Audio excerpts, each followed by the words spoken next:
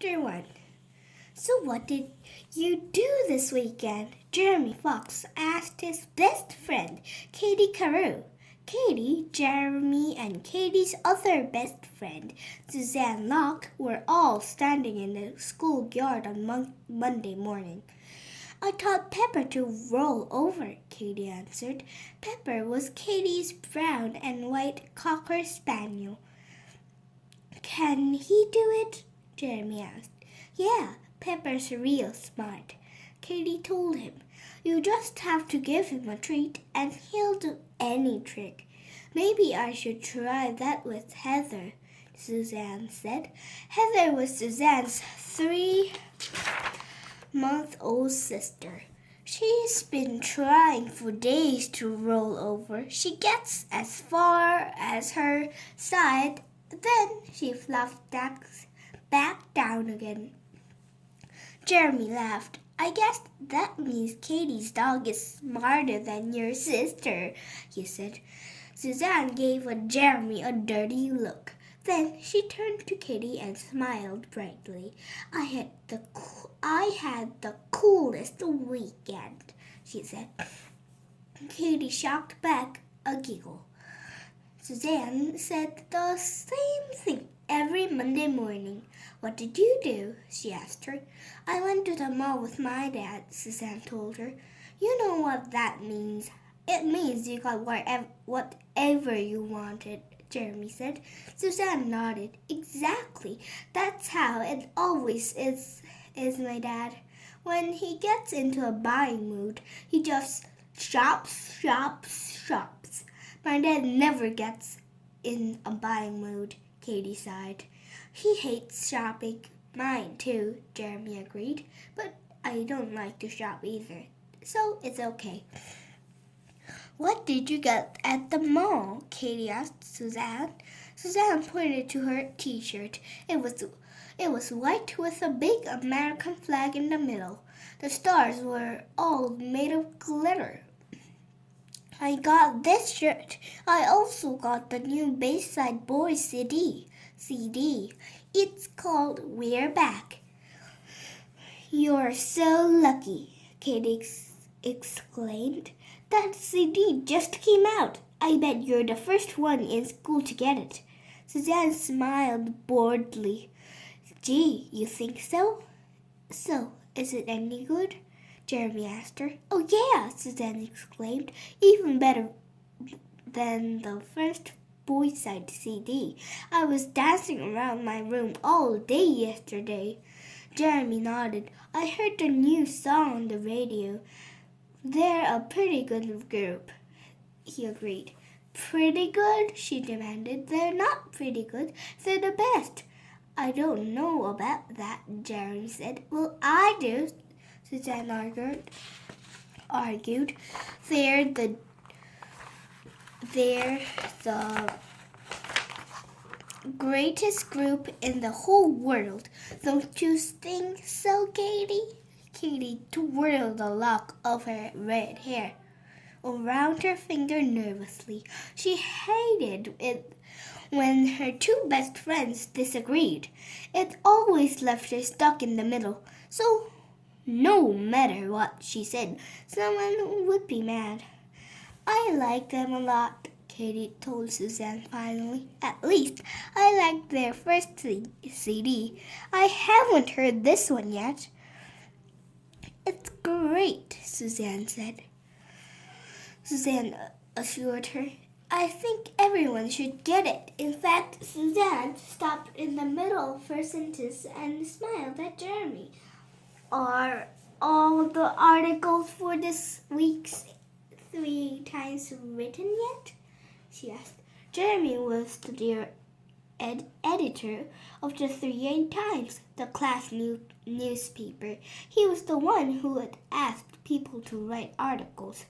Not yet, Jeremy told Suzanne. Good, Suzanne declared. I want to write about the new Bayside Boys CD. I want to tell everyone how great it is. Jeremy pulled a small black notebook. black notebook from his bag. He pushed his wire glasses up on his nose and looked at a list of articles. Okay, he told Suzanne finally. I have room for one more story. Great, Suzanne exclaimed. I'll get started tonight. As Jeremy put away his notebook, their teacher, Miss Jerkman, blew a loud whistle. Class 3A, line up, she called out across the playground. Chapter 2. Hey there, Katie Kazoo, George Brennan said as he walked past her into the classroom. Katie smiled. Katie Kazoo was the nickname George had given her. When he had first started calling her that, it made her kind of mad. But now she liked being Katie Kazoo. It sounded cool. Hi, George, she said. So, do you know what the rug said to the floor? George asked Katie. Katie laughed. That would have seemed like a weird question from anyone else. But Katie knew it just of one of George's jokes. George loved to tell jokes. No, what did the rug say to the floor? Katie asked. I've got you covered, George exclaimed. He laughed at his own joke. Katie laughed too. If you like that one, you'll love this one. George continued. What did one cucumber say to the other cucumber? What? Katie said.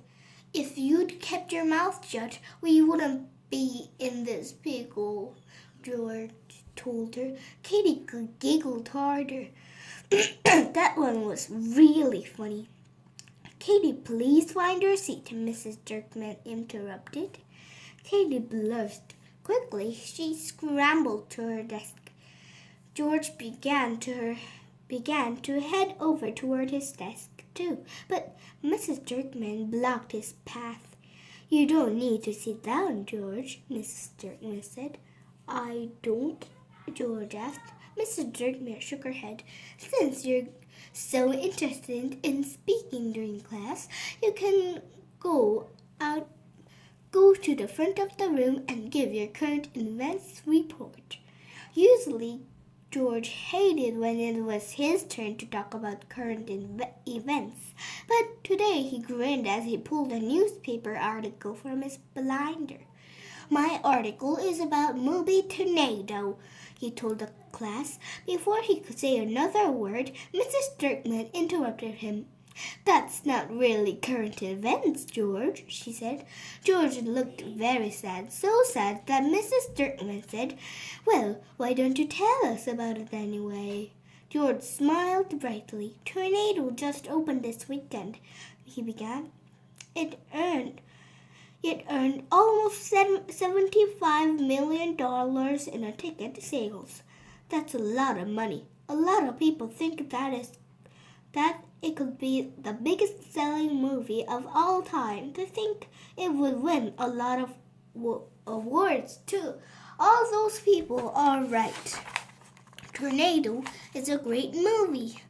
I should know. I saw it with Kevin on Saturday. Wow! Everyone stared at George and Kevin. It was hard to believe they had been brave enough to see Tornado. The ads on TV looked very scary. Any questions? George asked. You were always supposed to ask for questions at the end of your current events report. Well, was the movie scary it looks on TV? Mandy Banks said. Scarier, George said proudly. Did your parents take to see it? Mariam Chain wondered. Nope. Kevin's big brother, Ian, took us. George said. Did you sit through the whole thing? Manny Gonzalez asked. Of course, George told him. Did the tornado look real? Jeremy asked. Totally, George nodded. Just then, Mrs. Jerkman stood up and walked to the front of the room. Thank you for that report. she told George. If any of you have more questions for George or Kevin, you can ask them at lunch. Right now, please take out your math workbooks. Katie was glad that Mrs. Dirkman changed the subject. Katie didn't like scary movies. She was especially afraid of big winds, like the kind they showed in Tornado. There was a good reason for that. Katie had been swept up in a big wind herself, twice, and both times her life had really changed. It had all started on a day when Katie was so sad that she wished she could be anyone but herself.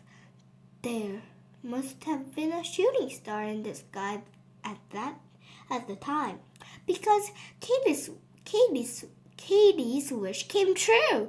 The next thing she knew, a big, strong magic wind was blowing all around her. When the wind stopped, Katie had been turned to a speedy glass hamster. Katie changed back into herself pretty fast, but the magic wind wasn't through with her. A couple of days later, it blew again, turning Katie into Lucia, the lunch lady in the cafeteria.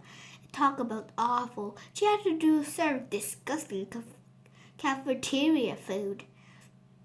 It had been a few weeks since that last disaster, but Katie was convinced the magic wind would be back.